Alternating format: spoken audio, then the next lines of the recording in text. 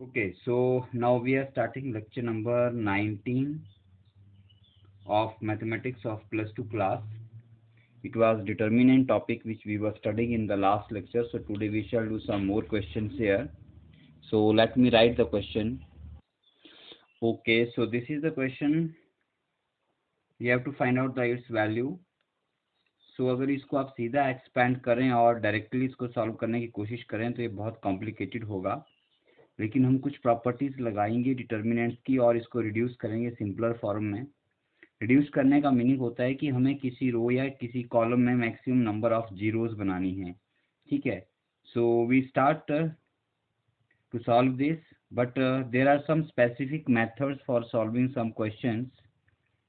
तो आपको वो मेथड्स अलग अलग तरह के क्वेश्चन करने के बाद आएंगे और उन मेथड्स को आपको याद भी रखना पड़ेगा, अदरवाइज क्वेश्चन बहुत लेंथी हो जाते हैं और लेंथी क्वेश्चन कई बार सॉल्व होता है, कई बार सॉल्व नहीं भी हो पाता है। ओके, सो लेट अस स्टार्ट। जो क्वेश्चन गिवन है उसे हम लोग डिटर्मिनेंट डेल सपोज कर लेते हैं। लेट कैसे शुरू करेंगे आप लोग, let del is equal to this. First operation लगाएंगे हम लोग इसमें, देखिए सिमेट्रिकल है सभी रोज में या कॉलम्स में। देखिए कॉलम्स में देखें तो हर एक कॉलम के दो एलिमेंट वाई वाई और एक एलिमेंट वाई प्लस के है। वाई वाई वाई प्लस के, Y Y Y plus k.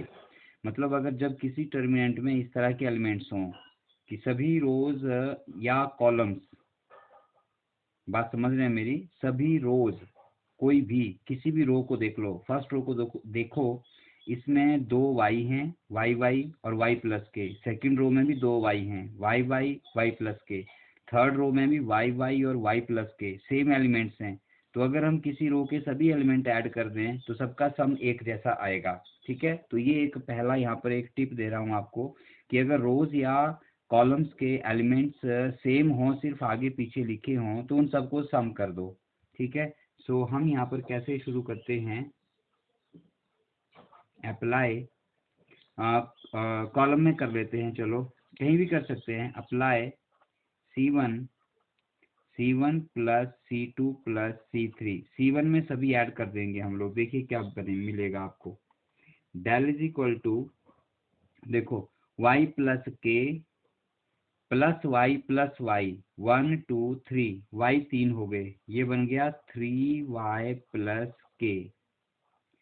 Second column second और थर्ड कॉलम को फर्स्ट में ऐड कर रहे हैं, तो फिर जब हम कॉलम ऑपरेशन लगाएंगे तो कॉलम कॉलम में लिखना शुरू करेंगे। ये बात भी देखिए, जब कॉलम ऑपरेशंस लग रही हैं तो कॉलम में लिखेंगे हम लोग डिटर्मिनेंट को, और जब रोज ऑपरेशन लगाएंगे तो रोज में लिखेंगे। ठीक है, सो let us start here. Column में शुरू किया हम लोगों ने, तो फर्स्ट कॉलम पे लग गई, फर्स्ट एलिमेंट पे। अब दूसरे एलिमेंट पे लगाएंगे, देखिए y plus y plus y plus k, ये भी आपको 3y प्लस के मिल जाएगा। Next y plus y plus y plus k, ये भी आपको 3y प्लस के मिल जाएगा। बाकी हमने कुछ नहीं किया, तो second column as it is लिख दिया, y plus k y। Next column भी ऐसे ही लिख देंगे।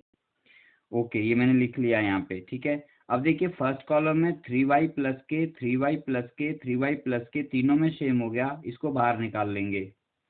सो आप क्या करेंगे, यहाँ पे आप लिखेंगे टेकिंग 3y प्लस के कॉमन फ्रॉम C1। C1 से कॉमन निकाल रहे हैं बच्चों, देखिए तो क्या आएगा, देखिए del is equal to 3y plus k आप लोगों ने कॉमन किया, एक कॉलम में से एक एलिमेंट निकाल लिया, यहाँ पे क्या बच गया, 3y प्लस के बाहर निकाला, 1 रह गया।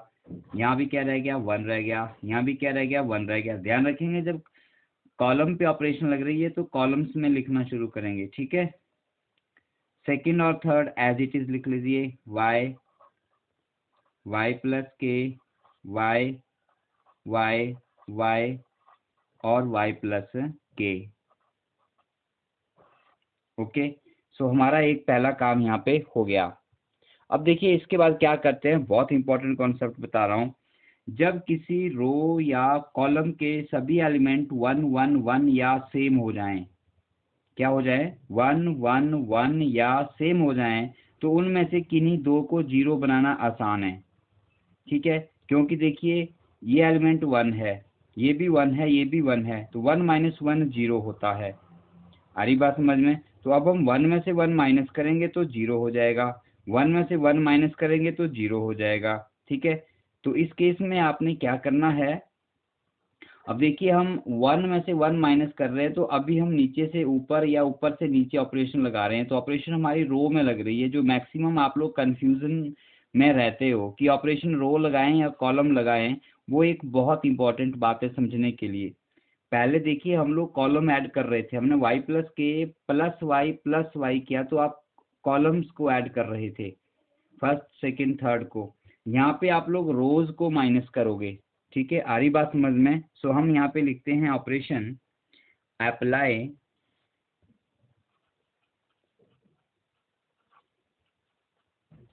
R2 minus R1 and R3 minus R1। ध्यान से देखिए, R2 माइनस R1, 1 - 1 0, सेकेंड में से फर्स्ट को माइनस किया, और R3 माइनस R1, थर्ड में से फर्स्ट को माइनस किया हमने। एक बात का ध्यान रखेंगे, कभी भी एक डिटर्मिनेंट की सभी रोज या सभी कॉलम पर एक साथ ऑपरेशंस नहीं लगाएंगे, पहली बात ये हो गई। ठीक है, एक रो या एक कॉलम अनऑपरेटेड रह जाना चाहिए। ठीक है, दूसरी बात, जिस रो को अनऑपरेटेड रखना है, बोलने का मतलब उसके ऊपर कोई भी ऑपरेशन नहीं लगनी चाहिए, और जिसके ऊपर ऑपरेशन लगाई गई है उसका किसी दूसरे के साथ यूज नहीं करना है। ठीक है, जैसे यहाँ पर समझिए, मैंने किया R2 माइनस R1, सीधा मतलब है 2 में से 1 को माइनस किया जा रहा है, ये ऑपरेशन सेकंड पे है। ठीक है, ऐसे भी लिख देते हैं सीधा हम, R2 माइनस R1, इसका मतलब सेकंड से माइनस, सेकंड रो में से फर्स्ट रो को माइनस करो, मतलब ऑपरेशन किस पे लगी, सेकंड के ऊपर। अब आगे हमने 3 - 1 किया, सेकंड नहीं किया। ठीक है, कई बार ठीक हो जाता है क्वेश्चन, कई बार गलत हो जाता है, तो रिस्क नहीं लेना है। हम यहाँ पर 1 पर कोई ऑपरेशन नहीं लगा रहे हैं, देखिए 2 - 1 कर रहे हैं, 3 - 1 कर रहे हैं, 2 में से फर्स्ट को माइनस कर रहे हैं, और 3 में से फर्स्ट को माइनस कर रहे हैं, तो फर्स्ट में तो कुछ भी नहीं कर रहे हैं। ठीक है, आ रही बात समझ में? तो एक रो हमारी अनऑपरेटेड है, तो आपको क्या मिलेगा, देखिए del is equal to, first row को एज इट इज लिख दो, 1 y y 1 y y। अब सेकंड रो में से फर्स्ट को माइनस करना है, देखो एलिमेंट्स माइनस करना है, 1 - 1 0। ठीक है, y प्लस के, पता ना चले तो साइड में कर सकते हैं, y plus k minus y, y से y कैंसिल, के रह गया आपके पास। ठीक है, साइड में लिख के कर सकते हैं, क्वेश्चन गलत नहीं होना चाहिए, थोड़ा टाइम ज़्यादा लग जाएगा, कोई प्रॉब्लम नहीं है। y माइनस वाई 0 हो गया, इज इट ओके? अब आइए थर्ड रो में, थर्ड में से भी फर्स्ट को सब्ट्रैक्ट करना है, तो 1 - 1 0, y minus y 0, y plus k minus y, y से y कैंसिल हो जाएगा, के रह जाएगा बच्चों आपके पास। तो ये आ गई आपके पास नया डिटर्मिनेंट बन गया। अब देखो इसका फर्स्ट कॉलम पूरा जीरो, फर्स्ट कॉलम के मैक्सिमम एलिमेंट, दो एलिमेंट जीरो हो गए, थर्ड रो के भी दो एलिमेंट अपने आप जीरो हो गए। ठीक है, अब आप इसको सॉल्व करना चाहें तो फर्स्ट कॉलम से सॉल्व कर लो, लेकिन यहाँ पर एक प्रॉपर्टी यूज होती है जो मैं आपको बताना शायद भूल गया था या छूट गई, वीडियो लंबा हो गया था बहुत ज़्यादा, तो उसमें प्रॉपर्टी डिस्कस नहीं कर पाए थे। तो चलो इस क्वेश्चन में वो डिस्कस कर लेते हैं, फिर हम इसका आंसर भी लिखते हैं यहाँ पे। हाँ, पर यहाँ पर एक चीज़ हम छोड़ आए हैं, देखिए जो डिटर्मिनेंट के बाहर कॉमन था वो हमारा हम भूल गए थे, तो उसको यहाँ पे ले लेना है आपने, उसको नहीं छोड़ना है। जो डिटर्मिनेंट के बाहर कॉमन निकला निकला था इक्वल के बाद, वो पूरा लिख लेना है आपने। ठीक है, सो इसका आंसर क्या हो जाएगा, देखो is equal to 3y plus k as it is आ जाएगा, और इसका आंसर मैं 1 इंटू के लिखता हूँ, और इज इक्वल टू 1 इंटू के स्क्वायर आ गया, और ये बन गया के square into 3y plus k. ये आपका आंसर हो गया। अब आप थोड़ा सा सोच रहे होंगे कि इस डिटर्मिनेंट को बिना सॉल्व किए 1 इंटू के कैसे लिख दिया। तो बच्चों ये हमारे पास एक प्रॉपर्टी होती है। क्या प्रॉपर्टी होती है? देखो, अगर ये मेरे पास कोई एक डिटर्मिनेंट है और इसके एलिमेंट इस तरह से हैं, देखिए A B C 0 D E 0 0 F, तो ध्यान से देखिए ये इसका मेन डायगोनल है। It is the main diagonal of the determinant. इसके नीचे सारे एलिमेंट 0 हैं, 0 0 0। तो इसका जो आंसर है वो प्रोडक्ट ऑफ डायगोनल एलिमेंट्स होता है। आई बात समझ में? सेम थिंग अप्लाइज अगर आपके पास कोई मैट्रिक्स इस तरह से है, देखिए A 0 0 B C 0 D E F, तो इसमें आपके पास देखिए ये आपका मेन डायगोनल है, और मेन डायगोनल से ऊपर सारी 0 हैं। ठीक है, ऊपर के सारे एलिमेंट 0, इसमें नीचे के सारे एलिमेंट 0 से डायगोनल से नीचे वाले, और इसमें डायगोनल से ऊपर वाले। डायगोनल के नहीं 0 होने चाहिए, डायगोनल के 0 हो गए तो आंसर 0 हो गया। आई बात समझ में? डायगोनल के 0 नहीं होने चाहिए। ठीक है, डायगोनल से ऊपर के 0 हैं या डायगोनल से नीचे के 0 हैं, तो उस डिटर्मिनेंट का आंसर सीधा product of elements of diagonal होता है। इसका आंसर ACF हो गया, इसका आंसर ADF हो गया। तो अब ये समझ आ गया होगा। ये देखो, ये आपके पास मेन डायगोनल है, इसके नीचे के सारे एलिमेंट आपके 0 हैं, तो इसका आंसर देखो क्या हो गया, 1 इंटू के 1 इंटू के square into 3y plus k, ये यहाँ से आ गया। और इस प्रॉपर्टी का नाम है ट्राइंगल प्रॉपर्टी। ठीक है, ट्राइंगल प्रॉपर्टी। तो ये हमारे पास छूट गई थी, जो यहाँ पर पहले ही क्वेश्चन में आज पूरी हो गई। सो let us start the next question. Okay, so let us write second part of this question here. It is a determinant del is equal to 1 1 1 ABC a square plus a square b square c square, and you are asked to find here the its solution. Okay, so my dear students, here again you are seeing that अभी बताया मैंने कि जब सभी column के element same हो जाएं किसी कॉलम या रो के, तो उनको 0 बनाना बहुत आसान है। यहाँ पर देख रहे हैं फर्स्ट कॉलम के सभी एलिमेंट 1 1 1 हैं, तो यहाँ पर हम लोग एक ऑपरेशन लगा लेते हैं। देखो, इसको आपने अच्छे से समझ लेना। यहाँ पे लगा दी आपने R2 minus R1 and R3 minus R1, same to previous question. ठीक है, क्या मिलेगा आपको? देखिए डेल फटाफट करते हैं। फर्स्ट रो पे कुछ नहीं किया हमने, 1 a स्क्वायर। सेकेंड रो में से फर्स्ट माइनस कर रहे हैं, 1 माइनस 1 0 हो गया, b minus A as it is आ गया, और B square minus A square as it is आ गया। ठीक हो गया। थर्ड में से फर्स्ट को माइनस किया, 1 माइनस 1 0 हो गया, c minus A as it is आ गया, और यहाँ पे सी स्क्वायर माइनस ए स्क्वायर आ गया। क्लियर हो गया? ठीक है, अब देखिए, अब इसको हम यहाँ से सॉल्व भी कर सकते हैं, लेकिन इसको सॉल्व करेंगे हम फर्स्ट कॉलम से, तो थोड़ा सॉल्यूशन में थोड़ा सा हमें कॉम्प्लिकेटेड लगेगा। लेकिन अगर हम इसको थोड़ा सा हल करें, ध्यान से इसको देखें, तो b माइनस ए और बी स्क्वायर माइनस ए स्क्वायर में से b माइनस ए कॉमन आ जाएगा, और यहाँ से भी कॉमन आ जाएगा। तो एक स्टेप मैं पूरा कर लेता हूँ। इसको आप कैसे लिख सकते हैं? देखो 1 0 0, बहुत बार करेंगे हम लोग, बहुत से क्वेश्चंस में ये आएगा। ठीक है, हम क्या करते हैं, यहाँ पे बी स्क्वायर माइनस ए स्क्वायर को ओपन कर लेते हैं, b माइनस ए इंटू बी प्लस ए। मुझे नहीं लगता कि फॉर्मूला बताने की जरूरत है, यहाँ पर 7th 8th क्लास से पढ़ते आते हैं। a minus b whole square का a square minus b square का फॉर्मूला लगता है a minus b into a plus b, तो वो हमने यहाँ पे लगा दिया। बी स्क्वायर माइनस ए स्क्वायर को कर दिया b minus A into b plus a, और सी स्क्वायर माइनस ए स्क्वायर को कर दिया c minus a c plus a. बहुत बार करेंगे हम इस चीज़ को, तो अभी मैं इसको थोड़ा एक्सपेंड करके बता रहा हूँ। अब देखिए, आप 0 में से तो कुछ भी कॉमन ले लो, तो देखो यहाँ पे आपके पास है b माइनस ए है, यहाँ भी b माइनस ए है, यहाँ c माइनस ए है, यहाँ भी c माइनस ए है। तो हम लोग दोनों रो से कॉमन कर लेते हैं। क्या लिखते हैं आप लोग यहाँ पे? Taking b minus A common from R2 and C minus A common from R3। जो भी आप कर रहे हैं वो सब कुछ लिखना है बेटा। यहाँ पे क्या मिलेगा आपको, डेल इज इक्वल टू क्या रह जाएगा डिटर्मिनेंट आपका, देखो जो कॉमन लिया उसको बाहर लिखना है आपने। तो आपने कॉमन R2 में से B माइनस ए कॉमन लिया, मैं भूल गया यहाँ पे लिखना, इसको B माइनस ए लिख लिया बाहर आपने। फिर आपने R3 में से C माइनस ए कॉमन लिया, उसको भी आपने बाहर लिख लिया। उसके बाद डिटर्मिनेंट लिखना आपने शुरू करना है। आ रही बात समझ में? ठीक है।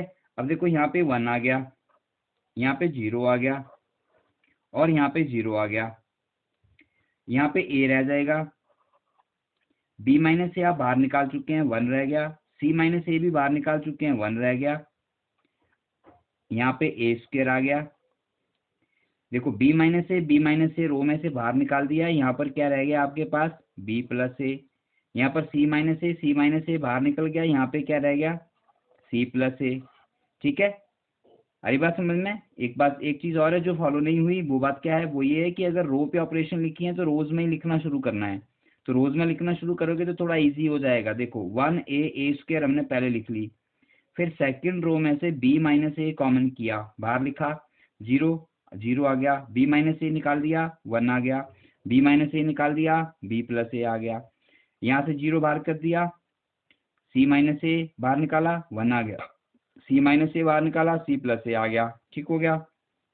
अब देखिए ये 0 है, ये 0 है, इसको भी हम 0 बना सकते हैं। कैसे? इसके सामने ऊपर 1 है, देखो यहाँ से R3 में से R2 को माइनस करें तो ये 0 हो जाएगा। इसको 0 बना के फायदा होगा, देखो क्या फायदा होगा, अगर ये एलिमेंट मेरा 0 हो जाए तो ये आपके पास ट्राइंगल लॉ अप्लाई हो जाएगा यहाँ पे, क्योंकि फिर मेन डायगोनल से नीचे सारे एलिमेंट क्या हो गए आपके, 0 हो गए। तो लेट अस डू इट। क्या करते हैं हम लोग यहाँ पे, देखो हम लोग लगा देते हैं यहाँ पे अप्लाई R3 माइनस R2, 3 में से 2 को माइनस करना है, क्या बच गया, डेल इज इक्वल टू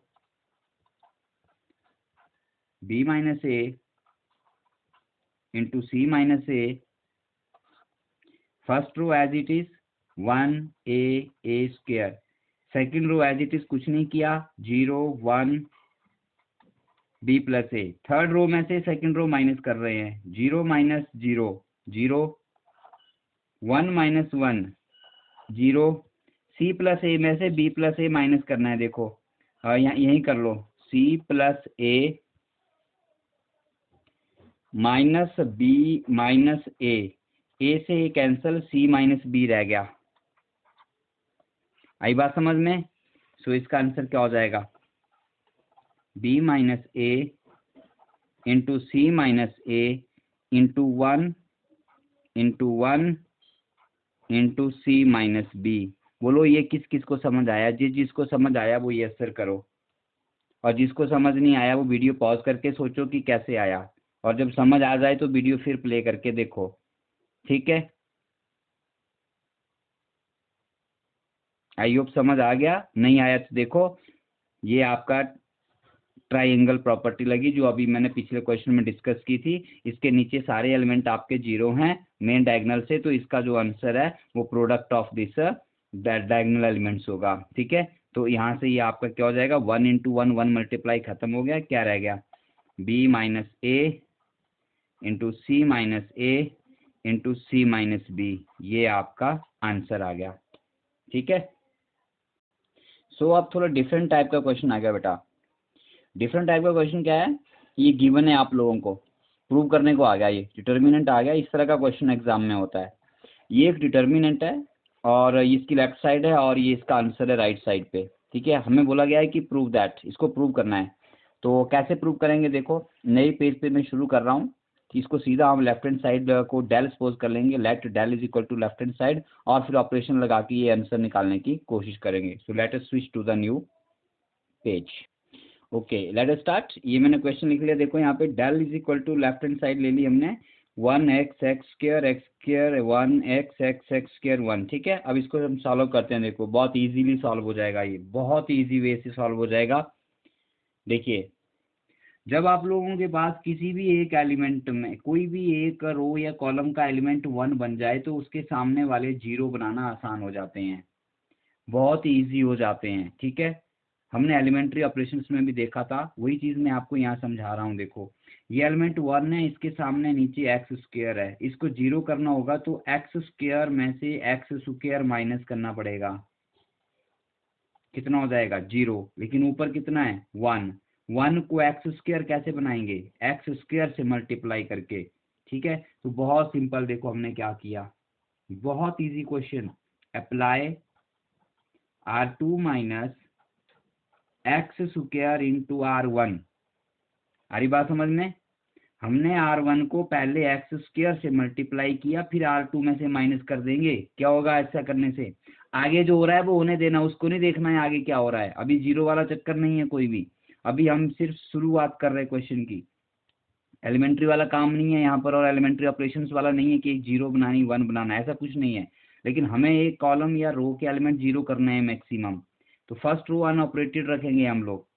तो एक्स स्क्वायर को 0 करना है, इसके पीछे कितना है, एक्स है, ऊपर 1 है। 1 को एक्स स्क्वायर बनाओ, कैसे बनाएंगे, जो है उसी से मल्टीप्लाई करो और माइनस कर दो, सीधी ऑपरेशन याद करो।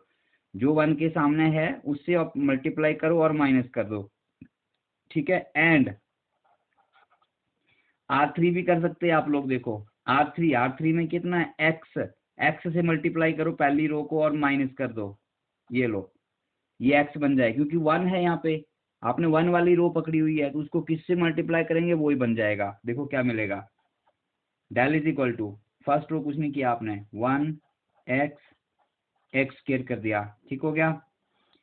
सेकंड रो, अब ध्यान रखना यहाँ पे नए एलिमेंट्स बनेंगे। अब एक्स स्क्वायर से मल्टीप्लाई किया है, 1 को पहले एक्स स्क्वायर से मल्टीप्लाई किया तो ये एक्स स्क्वायर बनेगा, फिर एक्स को एक्स स्क्वायर से मल्टीप्लाई किया तो ये एक्स क्यूब बनेगा, और एक्स स्क्वायर को एक्स स्क्वायर से मल्टीप्लाई किया तो एक्स पावर 4 बनेगा। अब ये टर्म्स माइनस होंगी बेटा, x square minus X square 0, 1 minus x cube और एक्स माइनस एक्स पावर 4। ध्यान देंगे इस बात का, मैंने क्या किया यहाँ पे, पहले नए एलिमेंट्स बना लिए मल्टीप्लाई करके। ये देखो, ये पहले हमने इसको, जो रो थी हमारे पास, 1 एक्स एक्स स्क्वायर, इस रो को हमने मल्टीप्लाई किया एक्स स्क्वायर से, तो हमने एलिमेंट लिख लिए इसके, क्या बन गए, x square x cube x power 4, फिर इस रो को इसमें से माइनस किया। सीधा नहीं माइनस करना है, ये बात समझ लो ध्यान से। अब आते हैं नेक्स्ट टर्म पे। नेक्स्ट टर्म क्या है, नेक्स्ट आपकी ऑपरेशन है R3 माइनस एक्स R1, फिर से R1 को अब एक्स से मल्टीप्लाई करना है, तो 1 को एक्स से मल्टीप्लाई करेंगे तो क्या बनेगा, एक्स, एक्स को मल्टीप्लाई करेंगे तो क्या बनेगा, एक्स माइनस एक्स स्क्वायर बनेगा, और एक्स स्क्वायर को एक्स से मल्टीप्लाई करेंगे तो क्या बनेगा, एक्स क्यूब। थर्ड रो के लिए ये बन गए नए एलिमेंट, ध्यान से देखो।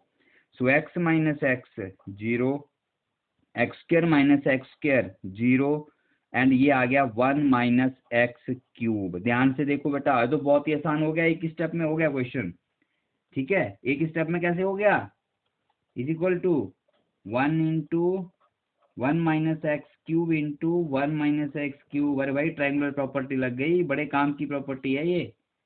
ठीक है, इसके नीचे सारा क्या हो गया, 0, तो सीधा मल्टीप्लीकेशन ऑफ एलिमेंट्स क्या आ गया, 1 minus x cube whole square. ये देखो जरा शीट रखी मैंने साइड में, ये प्रूव करना था आपको। ये देखो 1 minus x cube whole square, 1 minus x cube whole square आ गया, is equal to right hand side. बहुत इजी क्वेश्चन था, देखो हो गया आप लोगों का यहाँ पे। ठीक है, तो अब मैं यहाँ पे आपको क्वेश्चन दे रहा हूँ, वो आपने खुद ट्राई करना है, बहुत इजी क्वेश्चन दे रहा हूँ, वो ट्राई करना है बस, आज के लिए इतना काफ़ी है।